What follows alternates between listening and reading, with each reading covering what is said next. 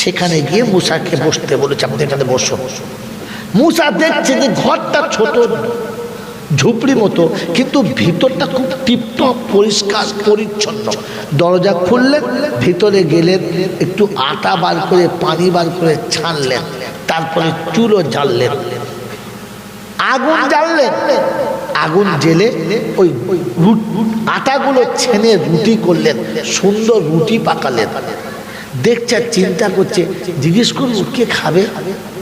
আবার চিন্তা করছে, একবার ঠকেছি আর ঠকবো না। কবে ঠকেছে বলো? ওই যে খিজিরের সাথে ঠকেছে। আল্লাহ নবী বলেছেন, লাউ সাবারা মুসা লাআলিমনাল খায়রান কাসীরা। যদি মুসা একটু ধৈর্য ধরতো অনেক ভালো জিনিস জানতে পারতাম, কিন্তু বেচারা সবর রাখতে পারে না, সবর হারিয়ে ফেলেছে, আর জানতে পারলাম না। 3 বলেই আউট। ক বলে? প্রথম ওভারে 3 বলে